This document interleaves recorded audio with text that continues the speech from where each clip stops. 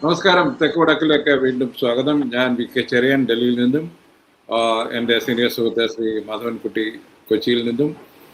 ഞങ്ങൾ ഇന്ന് ചർച്ച ചെയ്യാൻ ഉദ്ദേശിക്കുന്നത് ശ്രീ വെള്ളാപ്പള്ളിയുടെ ഒരു വിധത്തിൽ പറഞ്ഞാൽ കോടതി ഇടപെടലിലൂടെയുള്ള നീക്കം, SNDP-യിൽ നിന്ന് അദ്ദേഹത്തെയും കുടുംബത്തെയും നീക്കിയിരിക്കുന്നു, ചില ഡയറക്ടേഴ്സിനെയും. സർ, എനിക്ക് അത്ഭുതമുള്ളത്, ഇങ്ങനെ ED അന്വേഷിക്കേണ്ട ഒരു കേസില് കോടതി ഏകദേശം ശിക്ഷിച്ചിരിക്കുന്ന ഒരാൾക്കാണ് ഈയിടെ പത്മഭൂഷൺ സർക്കാർ കൊടുത്തിരിക്കുന്നത്. അതായത് സർക്കാർ പത്മഭൂഷൺ കൊടുക്കുന്നവരെ സാധാരണ IB-യും ബാക്കിയുള്ള ഏജൻസീസൊക്കെ ക്ലിയർ ചെയ്തിട്ടേ കൊടുക്കത്തുള്ളൂ. ഇങ്ങനെ ഒരു കേസ് ഹൈക്കോടതിയിൽ ഇരിക്കുമ്പോൾ, ഇങ്ങനെ ഒരു വിധി ഒരു മാസം അല്ലെങ്കിൽ ഒരു മാസത്തിന് ശേഷം വരുമ്പോൾ നമ്മൾ എന്താണ് മനസ്സിലാക്കേണ്ടത്? അദ്ദേഹം, ഈ വെള്ളാപ്പള്ളി എന്ന മനുഷ്യൻ എന്താണ് ചെയ്യുന്നത് നാട്ടിലും ഈ നമ്മുടെ സിസ്റ്റം? വെള്ളാപ്പള്ളി എന്ന മനുഷ്യനെയും കോൺട്രാക്ടറെയും പ്രാദേശിക മാടമ്പിയെയും എല്ലാം കേരള സമൂഹത്തിന് നന്നായി അറിയാം. ഇന്ന് ഇന്ത്യ ഭരിക്കുന്ന BJP-യുടെ നേതൃത്വത്തിനും അറിയാം. അപ്പോൾ ഇവിടെ പ്രശ്നം എന്താണ്? BJP ഇത്തരം ഒരു കാര്യത്തിന് മുതിർന്നത് എന്ന് അന്വേഷിക്കലാണ്. കാരണം വെള്ളാപ്പള്ളി നടേശൻ ആദ്യം കുറച്ച് മദ്യവ്യാപാരം ഉണ്ടായിരുന്നു, പിന്നീട് കോൺട്രാക്റ്റിലേക്ക് പോയി. ഒരു ഈഴവ ജന്മി കുടുംബത്തിന്റെ ആളായിരുന്നു. ഇത്തരത്തിൽ കണിച്ചുകുളങ്ങര അമ്പലത്തിലെ പിടിച്ചെടുക്കൽ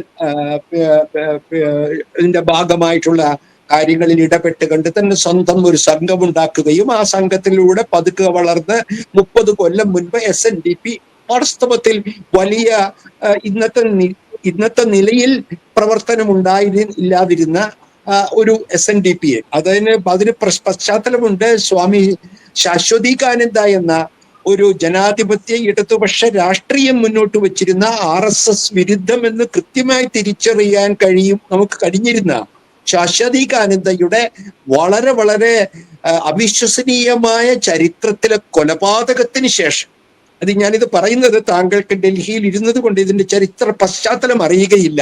എന്തുകൊണ്ടാണ് വെള്ളാപ്പള്ളി ഒരു RSS BJP-യുടെ കോടാലിക്കൈ ആയത് എന്നുള്ളതിന്റെ ചരിത്രം പറയുന്നതിനാണ്. അപ്പൊ അത്തരത്തിലുള്ള ഒരു സാഹചര്യത്തിലാണ് ഈ മനുഷ്യൻ SNDP പിടിച്ചെടുക്കുന്നതും തന്റെ കുടുംബത്തിന്റെയും തന്റെ പാർശ്വവത്തുകളുടെയും ഭാഗമായി 30 കൊല്ലം ഭരിച്ചുകൊണ്ടിരിക്കുന്നത്.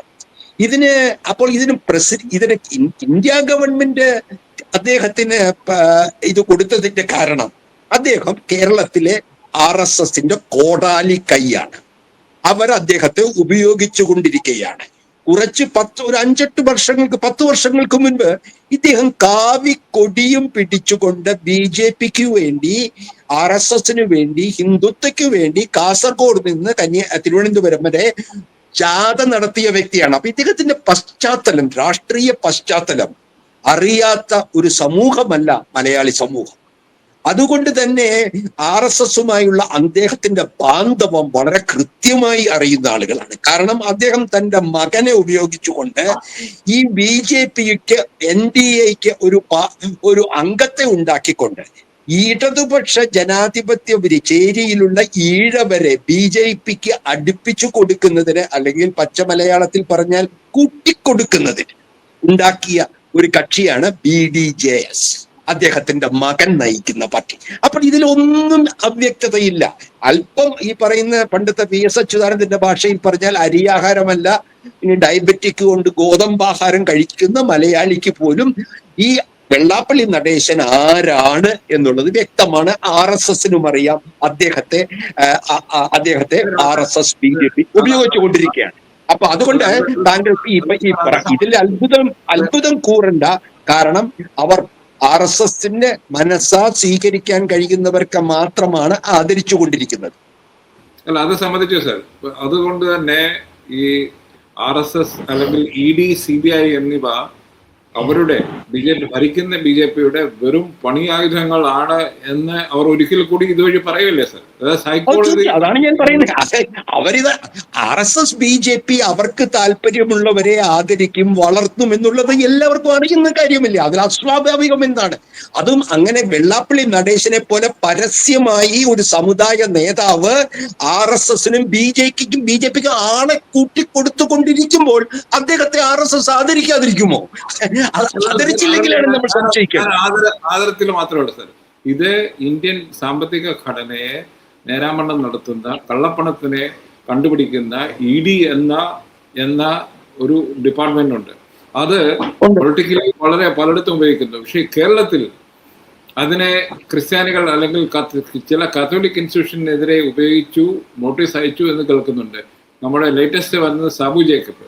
പക്ഷേ അവരെ ആരെയും ഇതുവരെ ഹൈക്കോടതി ഇതുപോലെ കണ്ടുപിടിച്ചിട്ടില്ല. നിങ്ങൾ നിയമവിരുദ്ധമായാണ് നിങ്ങളുടെ സംഘടന നടത്തുന്നത് എന്ന് പറഞ്ഞിട്ടില്ല. പക്ഷെ ഇവിടെ ഒരു ഹൈക്കോടതി പറയുകയാണ് ഇവരെന്നും ഇതിന്റെ ഈ ഓർഗനൈസേഷന്റെ 4 അയലത്ത് വരാൻ യോഗ്യതയുള്ളവരല്ല, അതുകൊണ്ട് അവരെ മാറ്റി നിർത്തണം, 5 വർഷത്തേക്ക് തന്നെ ഡിസ്ക്വാളിഫൈ ചെയ്തിരിക്കുന്നു. പക്ഷെ അദ്ദേഹത്തിന് ആ ഓർഗനൈസേഷനെതിരെയോ അദ്ദേഹത്തിനെതിരെയോ ഒരു ED-യും ഒരു CBI-യും ഒരു നോട്ടീസും ഇതുവരെ പോയിട്ടില്ല എന്നുള്ളൊരു, അതായത് ഈ ഇന്ത്യയുടെ അല്ലെങ്കിൽ കേരളത്തിന്റെ സാമ്പത്തിക രംഗം എങ്ങനെ പോയി കഴിഞ്ഞാലും അവർക്ക്, അല്ലെ BJP-ക്ക് അവരുടെ പൊളിറ്റിക്കൽ ബെനിഫിറ്റ് മാത്രം നോക്കുന്ന ഒരു സിറ്റുവേഷനിലേക്ക് മാറിയിരിക്കുന്നു ഇന്ത്യൻ പൊളിറ്റിക്സ്, അല്ലെങ്കിൽ കേരളത്തിന്റെ പൊളിറ്റിക്സും ഇന്ത്യൻ പൊളിറ്റിക്സും എന്നല്ലേ സാർ ഇത് കാണിക്കുന്നത്? നമുക്കറിയാം. തീർച്ചയായിട്ടും അതെ, താങ്കൾ പറഞ്ഞത് ശരിയാണ്. അത് 10 വർഷത്തെ ചരിത്രമാണല്ലോ. അത് കേരളത്തിന്റെ ചരിത്രം മാത്രമല്ല, ബംഗാളിന്റെയും തമിഴ്നാടിലെയും ഒക്കെ ചരിത്രം. നഗ്നമായ ദുരുപയോഗം, തങ്ങളുടെ ഭരണഘടനാ അടിസ്ഥാനത്തിൽ പ്രവർത്തിക്കേണ്ട നിരവധി സ്ഥാപനങ്ങളെ നിർദാക്ഷിണ്യം, യാതൊരു മറയുമില്ലാതെ സംസ്ഥാനങ്ങളിലെ തങ്ങൾക്ക് ഇഷ്ടമല്ലാത്ത കക്ഷികൾക്കും വ്യക്തികൾക്കും എതിരായി ഉപയോഗിക്കുക എന്നുള്ളത് RSS ഭരണത്തിന്റെ മുഖമുദ്രയാണ്. അതിലും നമ്മൾ ഈ പറയുന്ന പോലെ അതിൽ നമ്മൾ കാണേണ്ടത്, അങ്ങനെയുള്ള ഒരു ആയുധവും RSS ധാരാളം കള്ളപ്പണം ഉണ്ടായിരിക്കാൻ സാധ്യതയുള്ള വെള്ളാപ്പള്ളിക്കെതിരായി ഉപയോഗിക്കുന്നില്ല എന്ന് മാത്രമല്ല, അദ്ദേഹത്തിന് പത്മഭൂഷൺ കൊടുക്കുകയും ചെയ്യുന്നു. അപ്പോൾ അതാണ് താങ്കൾ ശ്രദ്ധിക്കേണ്ടത്.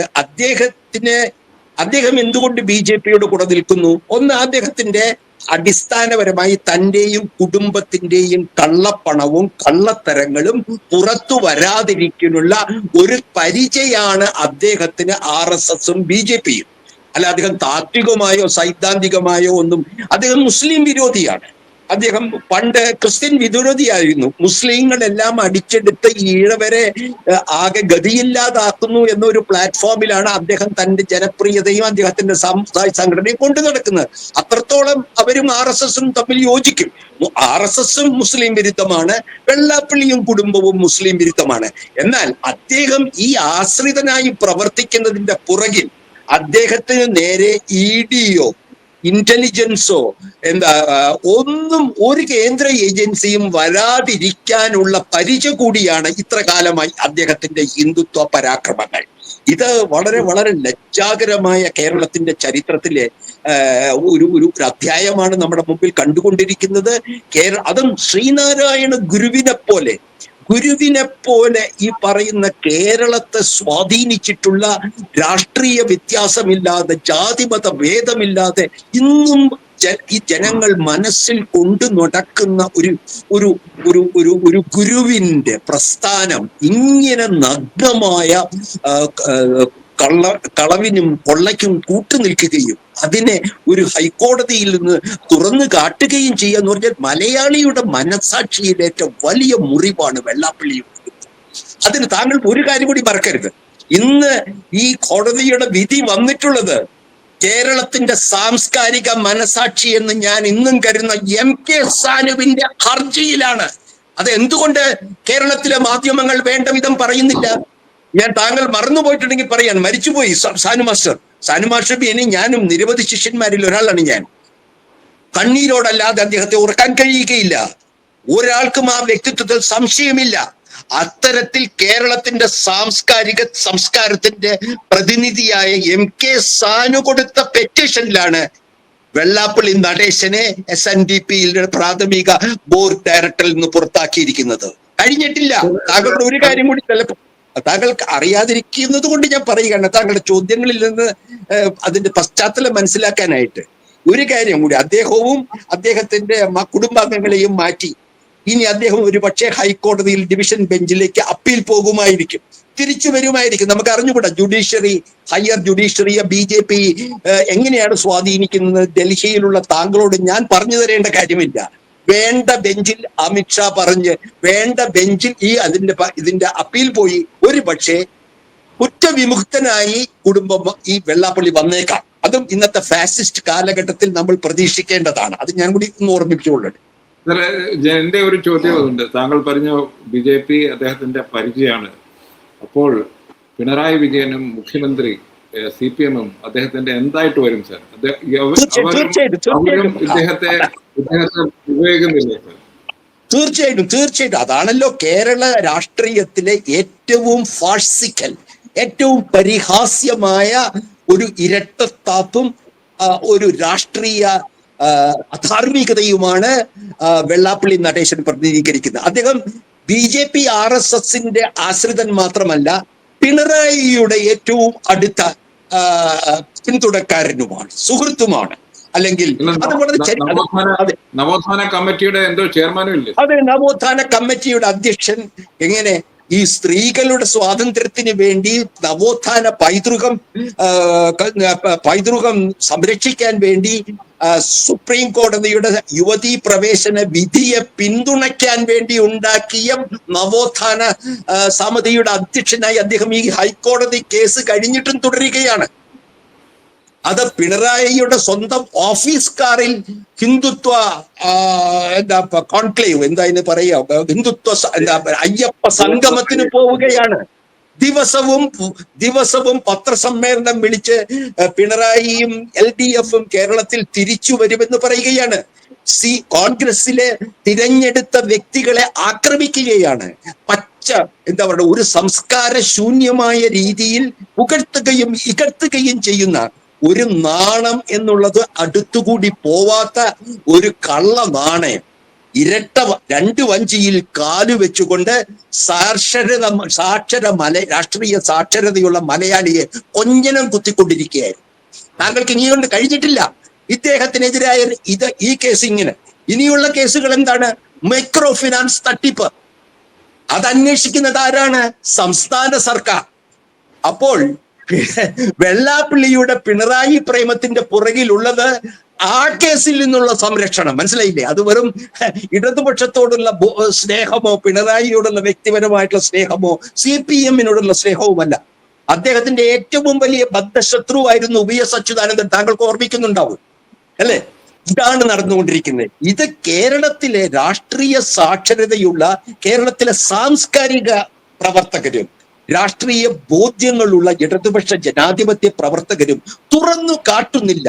എന്തിനു പറയുന്നു? നമ്മുടെ അഡ്വക്കേറ്റ് ജയശങ്കർ പോലെ CPI-യിൽ അംഗം, അദ്ദേഹം പിണറായിയുടെ ബദ്ധശത്രു, അദ്ദേഹം വെള്ളാപ്പള്ളിയുടെ ഉപദേഷ്ടാവ്. എങ്ങനെയുണ്ട് ചെറിയാൻ ഇതിന്റെ ഈ അധപ്പതനത്തിന്റെ നെല്ലിപ്പലകെ കാണേണ്ടത്?